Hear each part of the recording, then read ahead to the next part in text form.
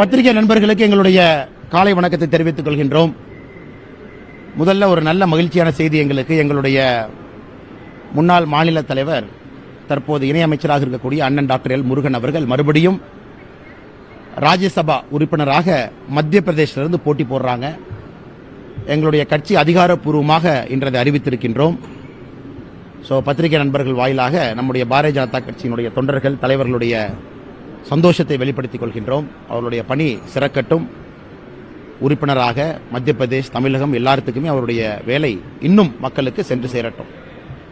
இன்னைக்கு நம்முடைய சட்டப்பேரவையில் 2 தீர்மானங்களை நம்முடைய திராவிட முன்னேற்ற கழகத்தினுடைய அரசு முதலமைச்சர் திரு மு.க. ஸ்டாலின் அவர்கள் கொண்டு வந்திருக்கிறாங்க. இந்த 2 தீர்மானங்களை பற்றி கொஞ்சம் விலாவரியா பேச வேண்டிய கடமை எங்களுக்கு இருக்கு. ஏன்னா 2 முக்கியமான தீர்மானங்கள் தான். அந்த தீர்மானம் சரியா தவறா அப்படிங்கறத பாரதிய ஜனதா கட்சியின் நிலைப்பாட்டை எங்களுடைய சட்டமன்ற குழு தலைவர் திரு நயினார் நாகேந்திரன் அவர்கள் தெரிவித்துவிட்டு வெளிநடப்பு செஞ்சிருக்கிறாங்க. 4 சட்டப்பேரவை உறுப்பினர்களும் கூட. முதல் தீர்மானம் ஒரே நாடு ஒரே தேர்தல், இதற்கான தீர்மானம். இதை திராவிட முன்னேற்ற கழகம் எதிர்த்து இன்னைக்கு ஒரு தீர்மானம் கொண்டு வந்திருக்கிறாங்க. பாரதிய ஜனதா கட்சியின் நிலைப்பாடு இதில் மிக தெளிவாக இருக்கின்றோம். ஒரே நாடு ஒரே தேர்தல் என்பது தேவை என்று சொல்வதை விட இது காலத்தினுடைய கட்டாயம். ஏன் காலத்தினுடைய கட்டாயம்னா, சுதந்திர இந்தியாவிற்கு நடைபெற்ற முதல் தேர்தல் 1952. 52 நடைபெற்ற முதல் தேர்தலில் அன்னைக்கு 543 எம்பிக்கள் இல்லைங்க. 400 சில்லற எம்பி தான் இருந்தாங்க. 469 பேர் இருந்தாங்க. 52 இரண்டாவது தேர்தல் அன்னைக்கு கொஞ்சம் அதிகப்படுத்தினாங்க. 62 மூன்றாவது தேர்தல் அன்னைக்கு அதிகப்படுத்தினாங்க. 494 படிப்படியாக இதை அதிகப்படுத்தி 1970 காலகட்டத்தில் 543, இன்னைக்கு இருக்கக்கூடிய நம்பர் 543 வந்தோம். ஏன்னா ஒரு 10 ஆண்டுகளுக்கு ஒரு முறை நடக்கக்கூடிய நம்முடைய சென்சஸ் மக்கள் தொகை அடிப்படையில் பாராளுமன்றம் சட்டமன்றத்தினுடைய உறுப்பினருடைய எண்ணிக்கையை 1976 வரை உயர்த்திக்கிட்டே வந்தோம். 76 பாராளுமன்றத்தில் இதற்கு ஒரு தற்காலிகமாக ஒரு ஃப்ரீஸ் கொண்டு வந்தாங்க. குறிப்பாக 543 இருக்கணும் அப்படிங்கிற கொண்டு வரப்பட்ட ஃப்ரீஸ். அது 2001 வரை 25 ஆண்டுகள் அந்த ஃப்ரீஸ் அப்படியே இருந்துச்சுங்கண்ணா. 91வது அமெண்ட்மெண்ட் 2001 வாஜ்பேயி ஐயா மறுபடியும் 25 ஆண்டுகள் கொண்டு போனாங்க. இது 2026 வரைக்கும் இருக்கு. அதாவது மக்களவை உறுப்பினர்கள், மாநிலங்களவை உறுப்பினர்கள், சட்டப்பேரவை உறுப்பினர்கள் இது ஒரு பகுதிங்கண்ணா. ஏன்னா 2 கிட்டத்தட்ட கலந்திருக்கிறதா, 2 தீர்மானமே ஒரு பகுதியில் ஒன்னா இருக்கு. அதே போல சுதந்திர இந்தியாவில் 1952 இந்தியா முழுவதும் ஒரே நேரத்தில் தேர்தல். 1957 இந்தியா முழுவதும் ஒரே நேரத்தில் தேர்தல்.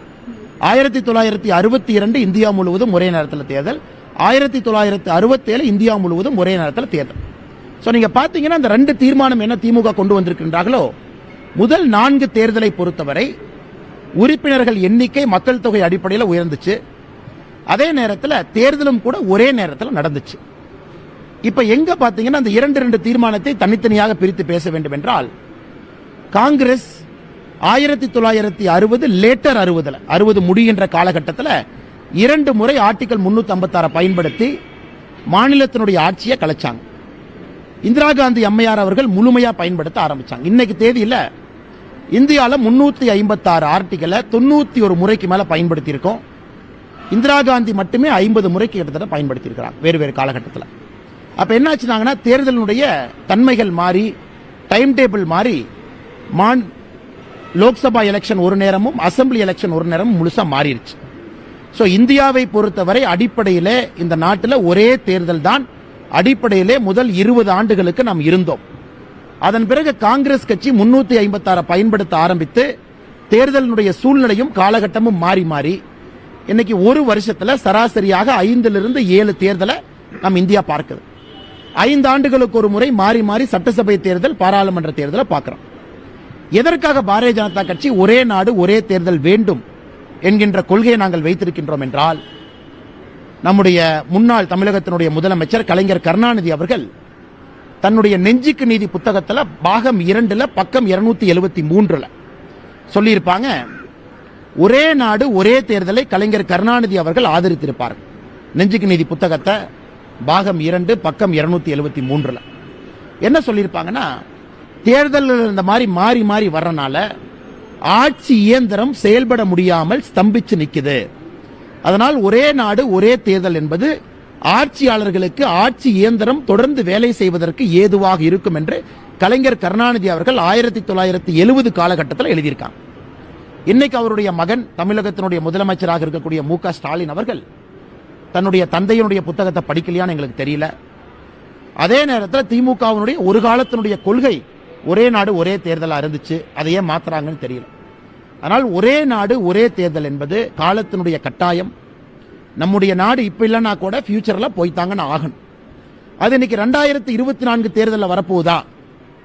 இது நான் பாரதிய ஜனதா கட்சி மாநில தலைவராக சொல்வதை விட உங்களை போன்ற ஒரு சாதாரண மனிதனாக சொல்ல வேண்டும் என்றால் 2024 வருவதற்கான சாத்தியக்கூறுகள் குறைவு.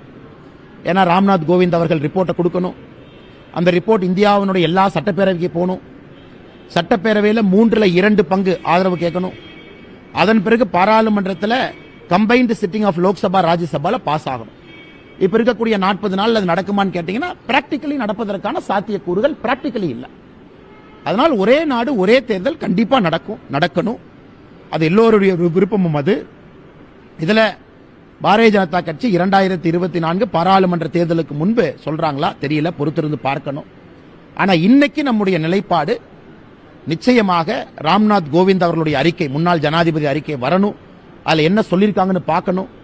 அவங்க மக்கள்கிட்ட அரசியல் தலைவர்கள்ட்ட கருத்து கேட்கறாங்க. அதை பொறுத்து மக்களுக்கு தெரியும் அந்த கமிட்டி என்ன சொல்றாங்க, என்ன டேட்டை வைக்கிறாங்க, என்ன டைம் ஃப்ரேம் வைக்கிறாங்க. இப்ப இரண்டாவது தீர்மானத்தில் என்ன சொல்றாங்கன்னா, மக்கள் தொகை அடிப்படையில் பாராளுமன்ற உறுப்பினர்கள் மட்டும் இல்லைங்கன்னா சட்டப்பேரவை உறுப்பினர்களும் கூட, ஏன்னா ஒரே நேரத்தில் ரெண்டும் நடக்கணும். சட்டப்பேரவை உறுப்பினர்களை அதிகப்படுத்தணும், பாராளுமன்ற உறுப்பினர் அதிகப்படுத்தணும். 234 இருந்து சட்டப்பேரவை உறுப்பினர்கள் அதிகமாகணும், 543 இருந்து பாராளுமன்ற உறுப்பினர்கள் அதிகமாகணும். இது ஏன் அதிகமாகணும்? இது கண்டிப்பா அதிகமாகணும், அது எந்த மாற்று கருத்து இல்லைங்கன்னா.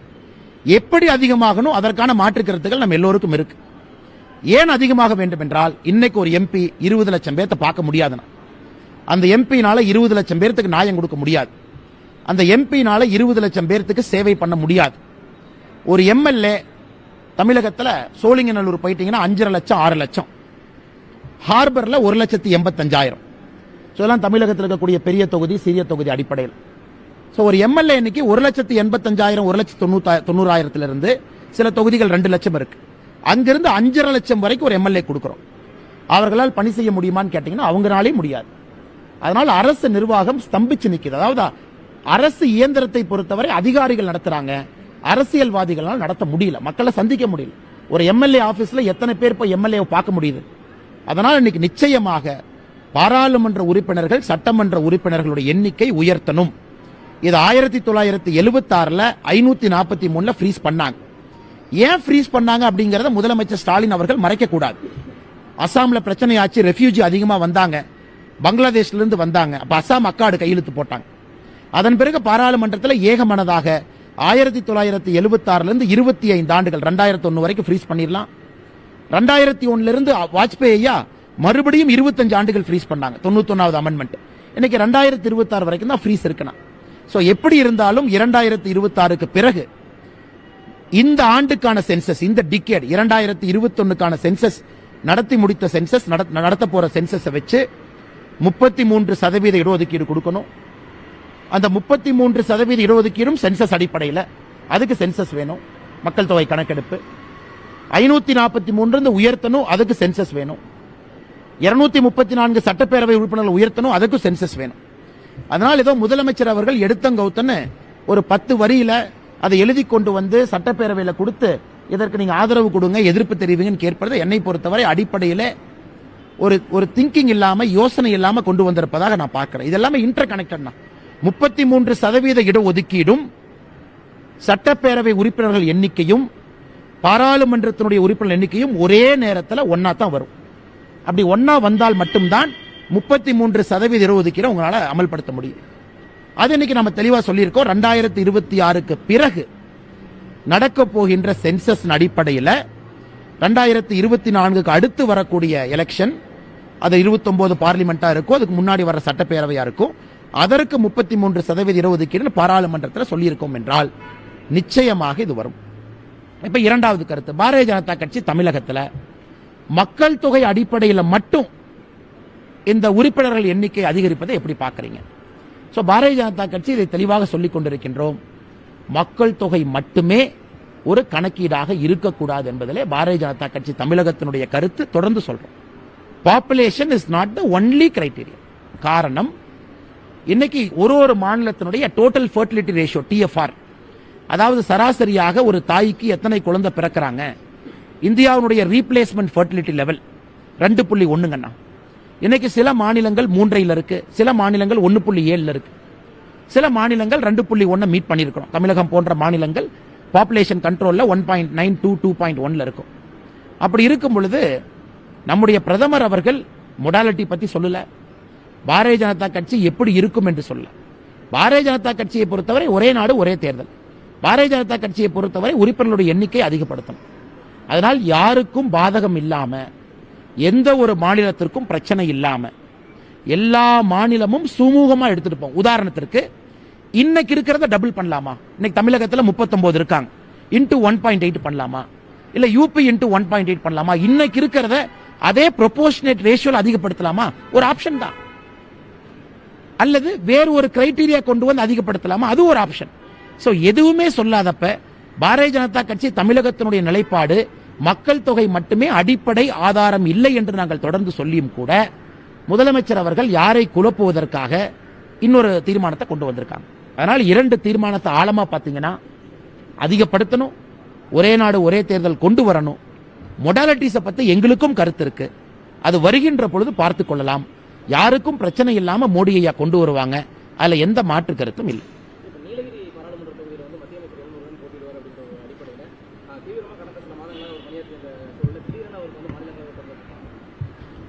ஆனா முருகன் ஐயா அவர்களை நாங்கள் யாரும் நீலகிரியில் நீங்க போட்டிடுங்கன்னு சொல்லவே இல்லைங்கண்ணா.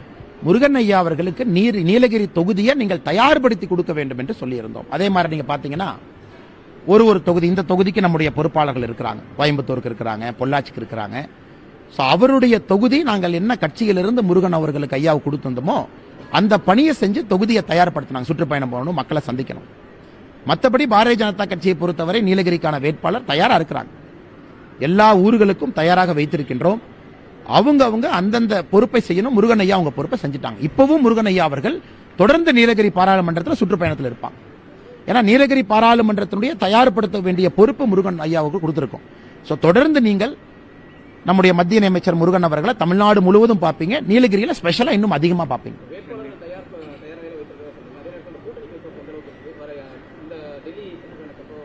ஆனா டெல்லி செயற்குழு மீட்டிங் அதெல்லாம் போதுங்கண்ணா, அது ரொட்டீன் மீட்டிங்னா. எலெக்ஷனுக்கு முன்னாடி கொஞ்சம் இம்பார்ட்டன்ட் மீட்டிங்கும் கூடாது, பிரதமர் இருக்காங்க. மற்றபடி கூட்டணி பேச்சுவார்த்தை எந்த நேரத்தில் அறிவிக்கணும், எப்படி நம்முடைய தன்மை இருக்கோ அதுக்கான தலைவர்கள் இருக்கிறாங்க, பார்லிமெண்டரி போர்டு இருக்கு, சரியான நேரத்தில் அதை அறிவிக்கிறோம். அண்ணே இங்க முடிச்சிட்டீங்க வர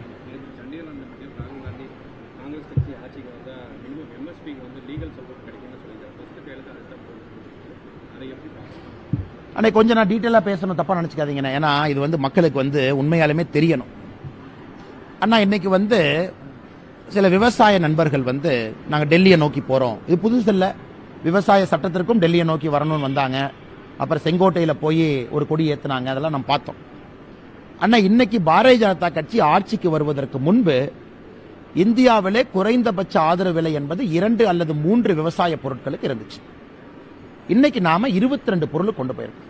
அதாவது 9 ஆண்டு கால ஆட்சியில 22 பொருளுக்கு மேல குறைந்தபட்ச ஆதரவு விலை. அதுவும் MS சுவாமிநாதன் ஐயா அவர்கள் பரிந்துரையின்படி 50% காஸ்ட் பிரைஸ் பிளஸ் 50%, அதாவது 150% உற்பத்தி விலை, அதுதான் குறைந்தபட்ச ஆதரவு விலை. இன்னைக்கு விவசாய நண்பர்கள் என்ன கேட்கிறாங்க, எல்லா பொருளுக்கும் குறைந்தபட்ச ஆதரவு விலை சொல்லுங்க, சட்டத்தில் போடுங்கன்னு கேட்கிறாங்க. ஆனா இன்னைக்கு இந்திய அரசினுடைய ஆனுவல் பட்ஜெட் 45 லட்சம் கோடினா, இந்த நம்ம பிப்ரவரியில போட்டிருக்கிற பட்ஜெட் 45 லட்சம் கோடி. இப்ப குறைந்தபட்ச ஆதரவு விலையை நீங்கள் சட்டமாக கொண்டு வந்தால் அதற்கு மட்டும் 40 லட்சம் கோடி தேவைப்படும். ராகுல் காந்தி அவர்கள் படிக்கிறாரான்னு எனக்கு சந்தேகமா இருக்கு. ஆனா 40 லட்சம் கோடி தேவைப்படும். 45 லட்சம் கோடி தான் உங்களுடைய வருஷத்துக்கான பட்ஜெட். குறைந்தபட்ச ஆதரவு விலை சட்டமா கொண்டு வந்தீங்கன்னா 40 lakh crore. இதே ராகுல் காந்தி அன்னைக்கு காங்கிரஸ் ஆட்சியில் இருந்த பொழுது விதர்பால, காலகண்டியில, வேற வேற பகுதியில் விவசாயிகள் தற்கொலை செய்து கொண்டிருந்த பொழுது எங்க போனாங்க?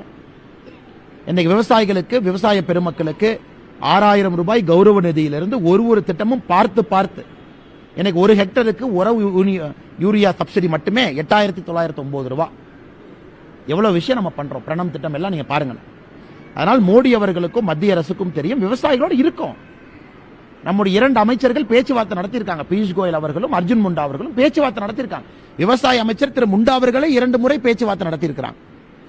பேச்சுவார்த்தையில் அதுக்கு தீர்வு இருக்கணும். விவசாய பெருமக்களோடு இருக்கும். நாம் எப்பொழுதுமே தொடர்ந்து 2 மாநிலத்தில் இருக்கக்கூடிய விவசாய குரூப் சும்மா டெல்லிக்கு வந்தா என்னன்னு அர்த்தம்? இன்னைக்கு தமிழ்நாட்டில் பார்த்த நேற்று விவசாய நண்பர்கள் டெலிகாம் டவர் மேல திருச்சி எல்லாம் போனாங்க. அந்த விவசாய நண்பர்கள்ட்ட நான் கேட்கிறேன், குறைந்தபட்ச ஆதரவு விலை கரும்புக்கும் நெல்லுக்கும் உயர்த்துறன்னு திமுக சொன்னாங்களா தேர்தல் அறிக்கையில?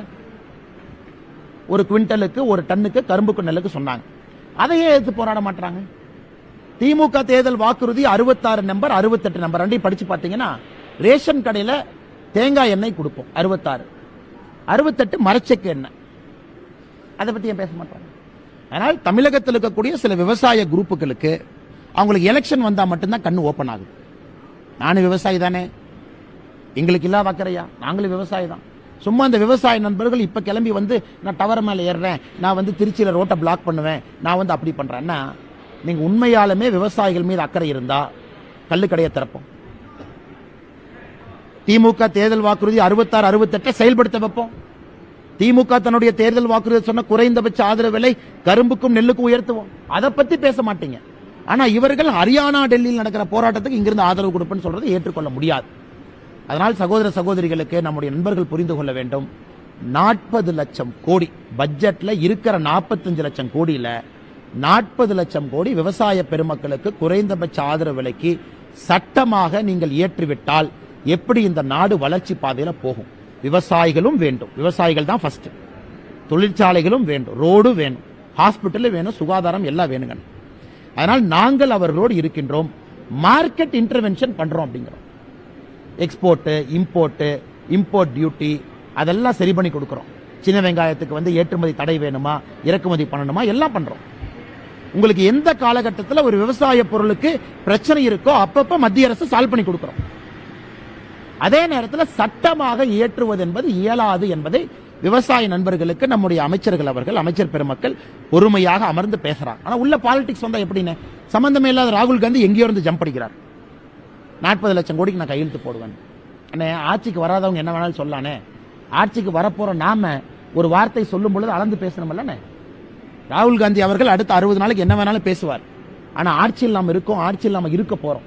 அப்படி இருக்கும் பொழுது திமுக காங்கிரஸ் மாதிரி பொய்யான வாக்குறுதி நம்ம கொடுக்க போறதில்லை. என்ன முடியுமோ அதை மட்டும்தான் சொல்வோம். அதை எப்படி செயல்படுத்துவோம் என்பதையும் சொல்வோம். இதை நம்முடைய தமிழகத்தில் இருக்கக்கூடிய பெருமக்கள் இதை உணர்ந்து கொள்ள வேண்டும். குறைந்தபட்ச ஆதரவு விலை சட்டமாக கொண்டு வந்தால் 40 லட்சம் கோடி தேவைப்படும். மத்திய அரசினுடைய பட்ஜெட்டே அப்ப வரி போடலாமானே?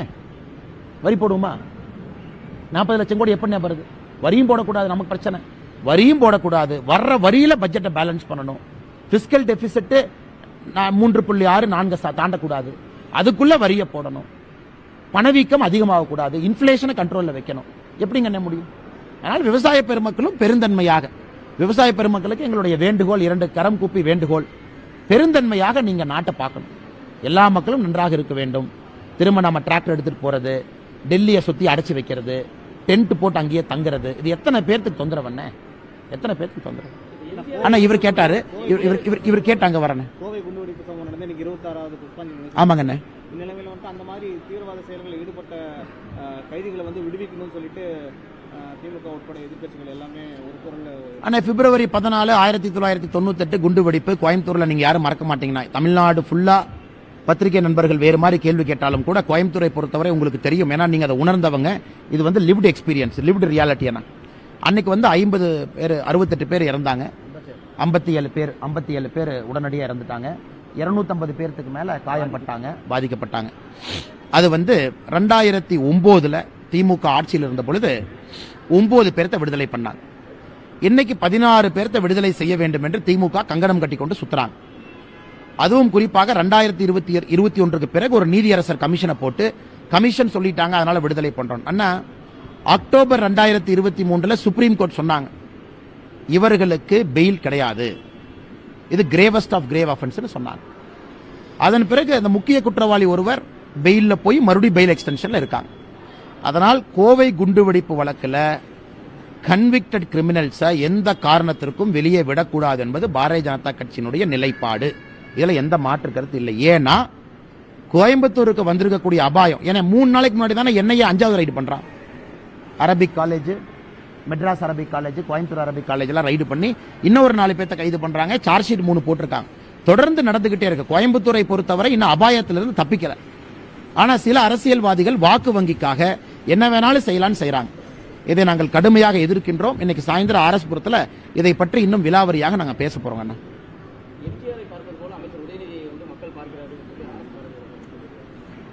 எம்ஜிஆர் ஐயா போஸ்டர்ல பாக்குற மாதிரி இருக்கானே.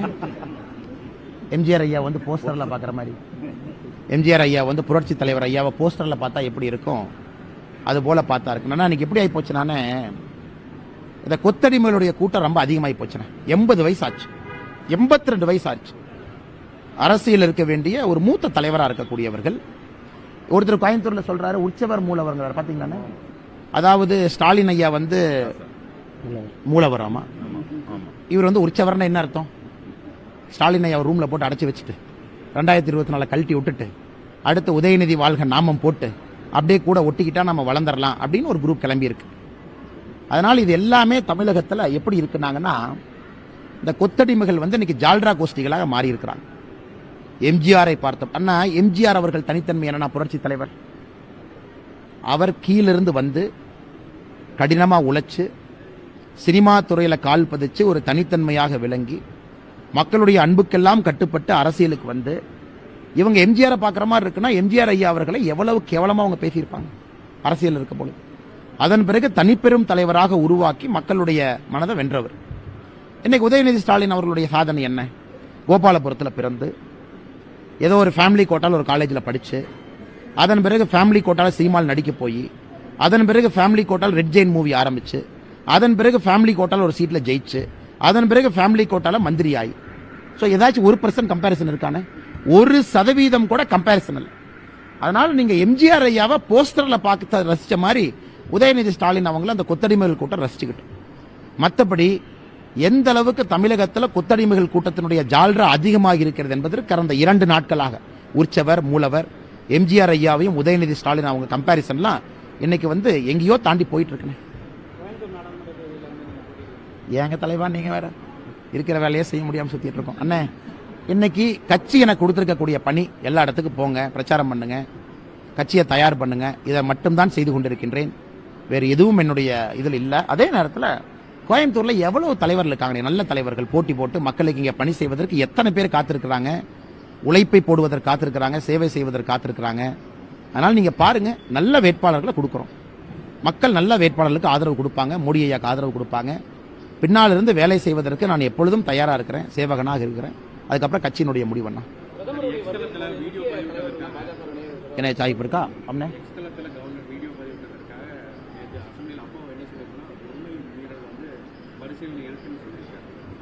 எப்படி அது உரிமை மீறலானே? இவங்க ஆட்சிக்கு வருவதற்கு முன்பு இவர்கள் சொன்னார்கள் சட்டப்பேரவையினுடைய சபை நடவடிக்கையை லைவ் பண்ணுவோம்னு சொன்னாங்களா இல்லையா? அப்பனா 24 ஹவர்ஸ் லைவ். இப்ப உயர்நீதிமன்றத்தில் போட்ட கேஸ்ல போய் சொல்லிருக்காங்க லைவ் பண்ண மாட்டோம், டிலேடா பண்ணுவோம் அப்படின்னு. அப்புறம் எதுக்கு நீங்க லைவ் பண்ண மாட்டோம்? ஏன்னா லோக்சபால லைவா வருது. லோக்சபால் நடக்கக்கூடிய எல்லா நிகழ்வும் ஒரு எம்பி தும்புனா கூட நம்ம பாக்குறோம்.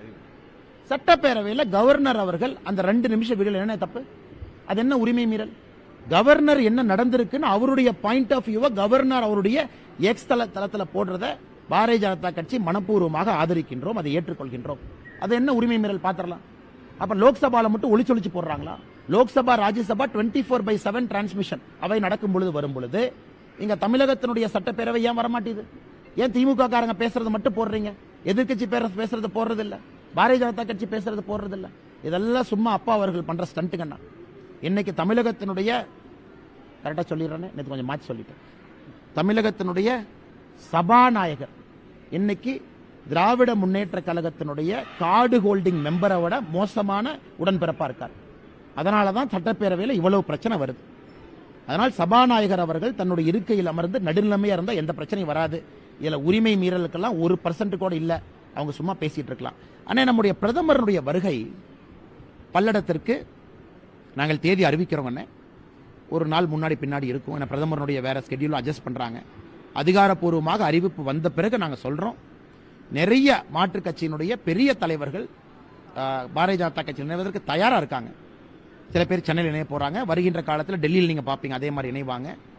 சோ பிரதமர் அவர்கள் வரும்பொழுது நிறைய இணைந்த தலைவர்கள் பிரதமரை பார்ப்பதற்கு வாய்ப்பு ஏற்படுத்தி கொடுக்கும்.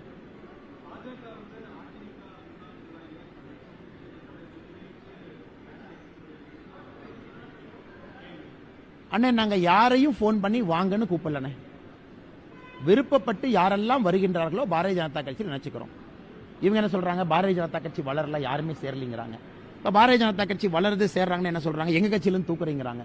ஆனா நாங்கள் எந்த கட்சிக்கும் எதிரில்லை. முதல்ல இருந்து நான் சொல்றேனே, பாரதிய ஜனதா கட்சி தனித்தன்மையோடு வளர வேண்டும் என்பது எங்களுடைய இலக்கு.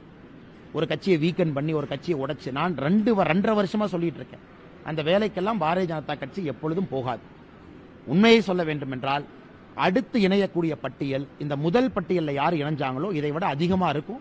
வருகின்ற காலத்தில் விரைவில் பார்ப்பீங்க.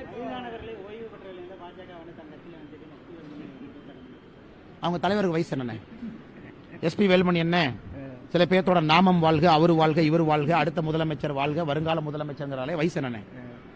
என்னை பத்தி எல்லாம் திட்டி பேசுறாங்கல்ல, திண்டுக்கல் சீனிவாசன் வயசு என்ன அண்ணே. அவங்க கட்சியில் இருக்கிற தலைவரையே வேலுமணி எனக்கு கேவலப்படுத்தணும் முடிவு பண்ணிட்டாரா? அவருக்கு என்ன இபிஎஸ் மேல கோவமா? அவங்கள 18 வயசு இளைஞர்களா? பாரதிய ஜனதா கட்சியில யார் இணைந்திருக்கின்றார்களோ அவர்களுடைய வயது அவர்கள் கட்சியில் இருக்கக்கூடிய பொதுச் செயலாளரை விட 90% வயது குறைவு. அதனால் அவர்கள் கட்சியில் இருக்கக்கூடிய தலைவர்களே இந்த அளவுக்கு அவங்க அசிங்கப்படுத்துறாங்கன்னா உள்ள எந்த அளவுக்கு அசிங்கப்படுத்திருப்பாங்கன்னு தான் அவங்க வந்திருக்காங்க. அதனால் ஒரு கண்ணாடி கூண்டுக்குள்ள உட்கார்ந்துகிட்டு கல் எடுத்து வெளியே எறியக்கூடாது. அவர்களுடைய கண்ணாடி கூண்டு தான் முதல்ல உடையுங்க. வேலுமணி அண்ணன் மீது எனக்கு தனிப்பட்ட விதத்தில் ஒரு மரியாதை இருக்கு. ஆனா அவங்க கட்சியிலிருந்து இணைஞ்சவங்க யாரையுமே ஏடிஎம்கே பத்தி கிரிட்டிசைஸ் பண்ண விடலையானா. எங்களுடைய தனித்தன்மை என்னன்னா, ஒருத்தவங்க கட்சியில இணையறாங்கன்னா அவங்க வந்த கட்சியிலிருந்து யாரையும் கிரிட்டிசைஸ் பண்ண நாங்க அனுமதி கொடுப்பது கிடையாது. அது உங்களுடைய கடந்த காலம். நீங்க டிராவல் பண்ணிட்டீங்க. இன்னைக்கு பாரதிய ஜனதா கட்சிக்கு வந்திருக்கீங்க. அவங்க 18 பேர்த்துல பிரஸ் மீட்ல உட்கார வச்சு ஏடிஎம்கே திட்டுங்கன்னு யாராச்சும் சொன்னமா? இதே பாரதிய ஜனதா கட்சியிலிருந்து யாராச்சும் போய் சேர்ந்தாங்கன்னா அவங்கள போய் உட்கார வச்சு அவங்க பக்கத்துல 2 பேர் உட்கார்ந்து பூச்செண்டு கொடுத்து அண்ணாமலை இப்படி திட்டு எழுதி கொடுத்து அதை எப்பொழுதும் நான் செய்ய மாட்டேன். ஏன்னா அந்த கட்சியில பயணம் பண்ணி ஒரு வெளியே வந்து அந்த கட்சியை நம்ம திட்டினோம்னா நம்ம கட்சியில் எப்படி இருப்பாங்க? அது என்னுடைய கொள்கை. அதனால் வெளியே வந்தவர்கள் மிக கண்ணியமாக பாரதிய ஜனதா கட்சியில் இணைந்து கண்ணியமான அரசியல் செய்யும் பொழுது அந்த கட்சியில் இருப்பவர்கள் இவர்களை பற்றி இது போன்று தவறாக சொன்னா அது ஏற்றுக்கொள்ள முடியுமா அப்படின்னு தான் நான் கேட்கிறேங்க. அண்ணா, இது ரொம்ப கடுமையான கண்டனங்கள். ஏன்னா கேரள அரசு ரொம்ப நாளைக்கு முன்னாடியே நம்ம குறைக்க போறோம்னு ஒரு வார்னிங் கொடுத்துட்டாங்க. அதன் பிறகு குறைச்சாச்சு. இன்னைக்கு 2 ரூமர் ஓடிட்டு இருக்கு. ஒன்னு, கேரள அரசு கொடுக்க வேண்டிய பணத்தை அவங்க கொடுத்தாங்களா கார்பரேஷன்ல இருந்து? கேள்வி நம்பர் 1 எனக்கு தெரியாது. பத்திரிகை நண்பர்கள் நீங்க தான் சொல்லணும். இரண்டாவது, ஆங்கிலேயர்கள் காலத்துல பல காலத்துல எப்போதும் பிரச்சனை இல்லாம சிறுவாணிக்கு வந்த தண்ணி இன்னைக்கு ஏன் வரல சிறுவாணியிலிருந்து? மூன்றாவது, கேரளா சிறுவாணி பகுதியில் செக் டேம் கட்டுறதுக்கான நடவடிக்கை பல ஆண்டு காலமாகவே பேசிட்டு இருக்காங்க, எடுத்திருக்காங்க. அதை பற்றி தமிழக அரசு வாய் திறக்காதது எதற்காக? இவர்களை பொறுத்தவரை பார்டரில் இருக்கக்கூடிய பகுதிகள் இன்ட்ரெஸ்ட்ல சாக்ரிஃபைஸ் பண்றாங்க. கம்பம் போங்க, மதுரை பக்கம் போங்க, முல்லை பெரியாறு பிரச்சனை, இங்க வாங்க சிறுவாணி பிரச்சனை. அதே போல தூத்துக்குடி திருநெல்வேலி கீழே போங்க, அங்கேயும் பிரச்சனை. சோ எல்லா இடத்திலும் கூட ஒரு இந்தி கூட்டணி இருக்க வேண்டும். அதற்காக கஷ்டமான கேள்வியை நாங்க கம்யூனிஸ்ட பார்த்து கேட்க மாட்டோம் அப்படிங்கிறாங்க. சஃபர் ஆக போறது கேரளா மக்கள். அதெல்லாம் இந்த பாராளுமன்ற தேர்தலில் ரிஃப்ளெக்ட் ஆகும். மக்களுக்கு இது போன்ற ஒரு அரசு வேண்டாம் என்பதிலே தெளிவாக இருக்கின்றார்கள். அதனால் எங்களுடைய கடுமையான கண்டனங்கள். கேரள அரசுக்கு நிறுத்துவதற்கு எந்தவித அருகதையும் கிடையாது. தொடர்ந்து தண்ணி கொடுக்கணும். அதான் எங்களுடைய நிலைப்பாடு. எதுவும் பேச மாட்டாங்கன்னா எதுக்குனே பேசுவாங்க? இங்க இருக்க கம்யூனிஸ்ட் கட்சி எதுக்குனே பேசும்? அவங்க எதுக்குனே பேசுவாங்க? கம்யூனிஸ்ட் கட்சி 2 சீட்டை 3 சீட் ஆக்கலாமா? இப்ப கோயம்புத்தூர் சீட்டே கம்யூனிஸ்ட் கிடைக்குமான்னு தெரியல. ஆனால் அவங்க இந்த நேரத்தில் எதிர்த்து பேசி அந்த சீட்டு கிடைக்காம போயிருச்சுன்னா, அவங்களுக்கு இருக்கிறதே கோயம்புத்தூர், திருப்பூர், நாகப்பட்டினம், மதுரை எதிர்த்து பேசி 4 போயிடுச்சுன்னா என்ன பண்ணலாம்? கம்யூனிஸ்ட் கட்சி எதிர்த்து பேசுவதற்கெல்லாம் வாய்ப்பே இல்லைன்னு. நீங்க கம்யூனிஸ்ட் கட்சி மக்கள் பிரச்சனையெல்லாம் பேசி அதெல்லாம் 30 வருஷத்துக்கு முன்னாடி, அதெல்லாம் நல்ல கண்ணையா இருக்கும்போது, நல்ல கண்ணையா காலத்துல மக்கள் பிரச்சனையை பேசினா அது ஒரு தனி கம்யூனிசம். அது ஒரு அற்புதமான கம்யூனிசம். மக்களுக்காக போராடினவங்க. இவங்கெல்லாம் கமர்ஷியல்னு. திமுக அக்கௌண்ட்ல இருந்து மணி டிரான்ஸ்பர், அப்புறம் எலெக்ஷன் டைம்ல சீட்டு பேரம். அதனால இவர்கள் சிறுவாணி பிரச்சனையை பேசுவாங்கன்னு எதிர்பார்ப்பது நம்முடைய தவறுன்னு. சரி பாப்பா.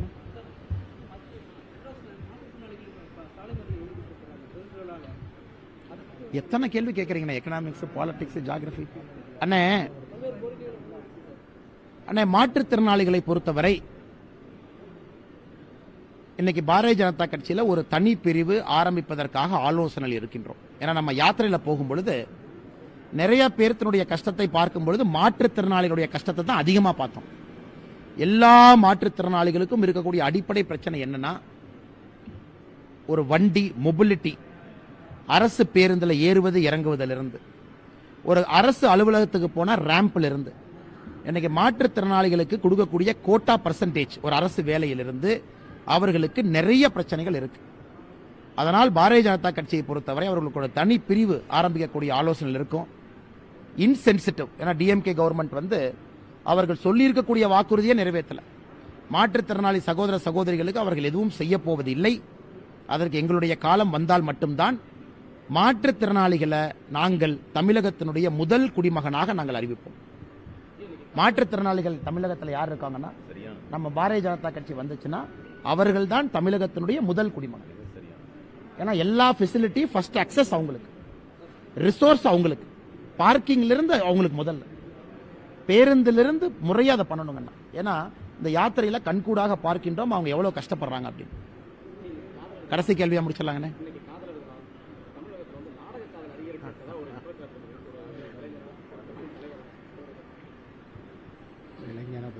ஆனா இது எப்படி பதில் சொல்றதுன்னு தெரியல. ஏன்னா எனக்கு திருமணம் ஆயிருக்கு.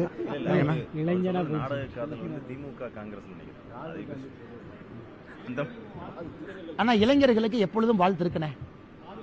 அவர்களுக்கு பிடித்த ஆணோ பெண்ணோ, அது இப்ப சொல்லிடணும். ஆனா ஏதாவது பேசி விபரீதம் ஆயிருதுனே. அப்புறம் டிஃபமேஷன் சூட் எல்லாம் போடுறான். என்னைக்கு அந்த டிஃபமேஷன் சூட் கணக்கு பாத்தீங்கன்னு வச்சுங்க, இந்தியாவிலேயே அந்த அமௌண்ட், அதை எவ்வளவு அமௌண்ட். அண்ணா எல்லா இளைஞர்கள் நன்றாக இருக்க வேண்டும். என்னுடைய திருமணம் கூட ஒரு புரிந்த ஒரு காதல் திருமணம். அதனால் எல்லாம் நல்லா இருக்கட்டும். அதில் எந்த எங்களுக்கு எப்பவும் ஆட்சேபனை கிடையாதுன்னா, அவர்களுடைய வாழ்க்கை துணைவை அவர்கள் தேர்ந்தெடுத்துக் கொள்கின்றார்கள். அதனால் அன்பான வேண்டுகோள்னா, திமுக காங்கிரஸ் மாதிரி காதல் திருமணம் இருக்கக்கூடாது. ஏங்கண்ணா, மோடி ஐயா பிஜேபி மாதிரி உங்க காதல் திருமணம் இருக்க வேண்டும் என்று சொல்லிக்கொண்டு உங்கள்கிட்ட இருந்து உத்தரவு வாங்கி